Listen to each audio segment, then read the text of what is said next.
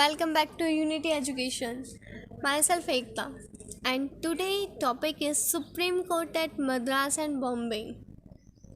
Supreme Court at Madras and Bombay. And last video we had seen the Recorder's Court in Madras and Bombay.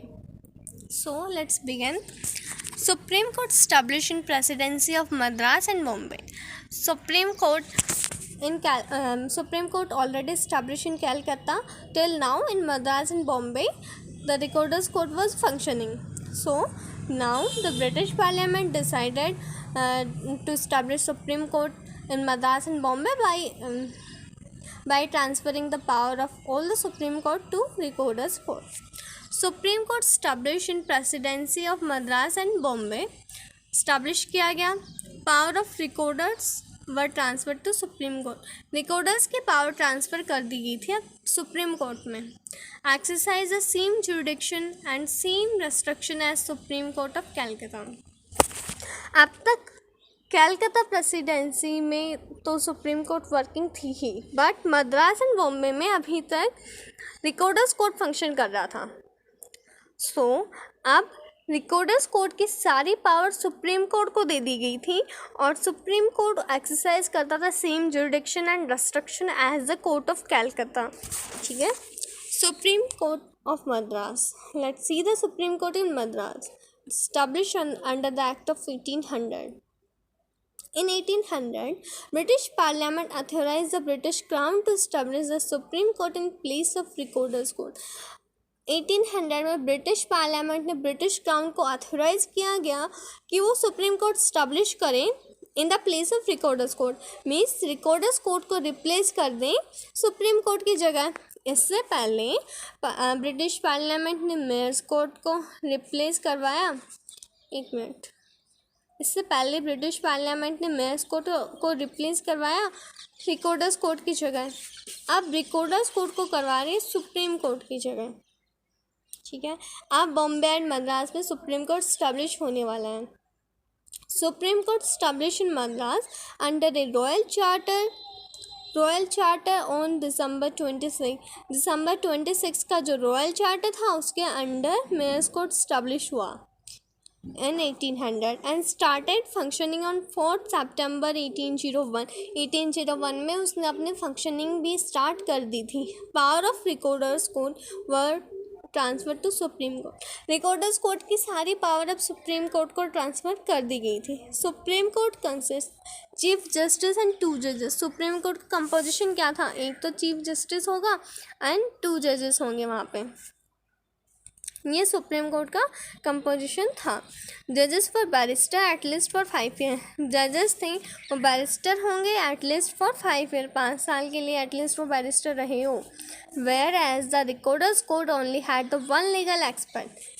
Recorders court में तो केवल 1 legal expert होता था which is the recorder. But जो जजेस थे supreme court के ये 5 ईयर तक के बैरिस्टर होंगे. At least barrister for 5 years. Supreme Court functioned till establishment of High Court of Judicature in its place under the High Court Act 1861. Means the supreme court जो establish हो रहा है अभी मद्रास में वो तब तक ही फंक्शन था जब तक कि न्यू एक्ट नहीं आ गया. हाई कोर्ट एक्ट आया था जिसके अंदर हाई कोर्ट इस्टेब्लिश हुआ था in each presidency under the high court act 1861. High court से आने से पहले यहाँ पर सुप्रीम कोर्ट इस्टेब्लिश था. Let's see the Supreme Court of Bombay. Supreme Court formally inaugurated on 8 May 1824. 8 मई 1824 को सुप्रीम कोर्ट इनाग्रेट हुआ बॉम्बे के अंदर. सबसे ज़्यादा जो वर्किंग रही रिकॉर्डर्स कोर्ट की वो बॉम्बे में रही थी. मद्रास में तो 1800 में ही सुप्रीम कोर्ट का इस्टेब्लिशमेंट हो गया था. बट बॉम्बे में 1824 में हुआ था. Court had same power and restriction as the supreme court of Calcutta. Recorders court in Bombay continue for a long time as compare to recorders court of Madras. Madras में रिकॉर्डर्स कोर्ट फिर भी कम समय के लिए फंक्शन में था, वर्किंग में था. बट बॉम्बे में रिकॉर्डर्स कोर्ट ने कुछ ज़्यादा समय के लिए फंक्शन किया. The power of supreme court of Bombay restricted mainly in 2 aspects. It's prohibit from exercising jurisdiction in revenue collection within the Bombay. Supreme court को भी पावर नहीं थी रेवेन्यू कलेक्शन के लिए. Supreme court do not authorise for the collection of revenue. Jurisdiction in maritime cases was restricted. Means the supreme court of Bombay do not have power to collect the revenue and do not have the jurisdiction in maritime cases. Restricted था, jurisdiction तो था मगर restricted था. Let's see the jurisdiction of supreme court. The supreme court has the same jurisdiction as the supreme court of Calcutta had. All the British subject within the presidency. British subject, जितने भी British subject presidency के under है वो supreme court के jurisdiction के under है. All the inhabitants of presidency town civil criminal matters except escalation cases. जितने भी इनहेबिटेंट्स है प्रेसिडेंसी के उनके civil criminal cases supreme court deal करेगा, लेकिन एसिलेशन केसेस फिर भी नहीं करेगा. वो was decide according to personal law. ये उनके पर्सनल लॉ के थ्रू डिसाइड होएगा. Natives under direct and indirect employment of company had jurisdiction of court. जो भी नेटिव्स वो डायरेक्टली या indirect come under the working of company के employment में है, चाहे वो डायरेक्टली हो या इनडायरेक्टली, उस पर सुप्रीम कोर्ट का जुरिडिक्शन होगा. All British subject for crime committed at any place with in the limits of charter. किसी भी ब्रिटिश सब्जेक्ट ने क्राइम कमिट किया है but with in the limit of charter, उसके ऊपर सुप्रीम कोर्ट का जुरिडिक्शन होगा.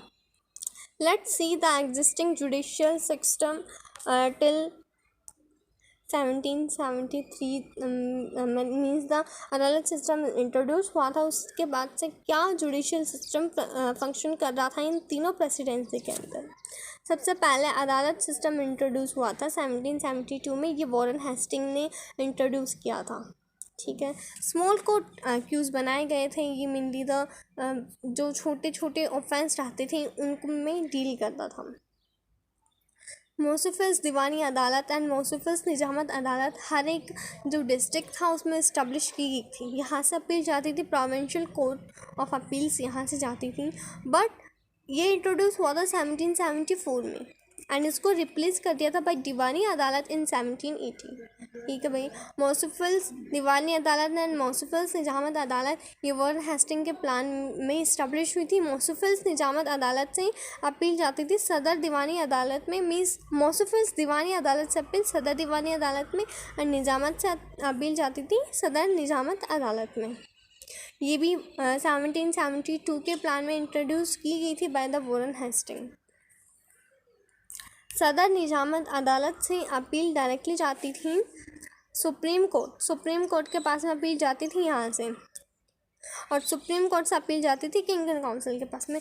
सदर दीवानी अदालत के जो जज रहते थे वो रहते थे गवर्नर एंड काउंसिल्स. बट निजामत अदालत का जज रहता था वो एक इंडियन रहता था जिसे दरोगा कहा जाता था. दरोगाई अदालत कुछ कहा जाता था उसे, और वो इसका जजेस होता था.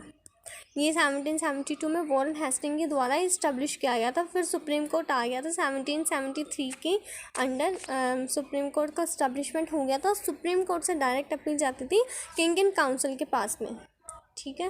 तो ये अब तक जुडिशियल फंक्शन जो था, प्लान था, वो इस तरीके से फॉलो हो रहा था. In this video we had seen the establishment of Supreme Court in Bombay and Madras.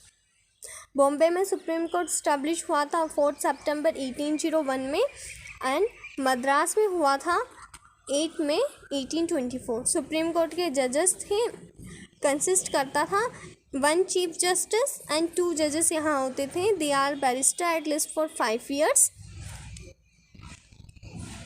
और the supreme court function in these 3 presidency till the new high court of judicature act आ गया था 1861 में, और supreme court को replace कर दिया गया था हाई कोर्ट के थ्रू.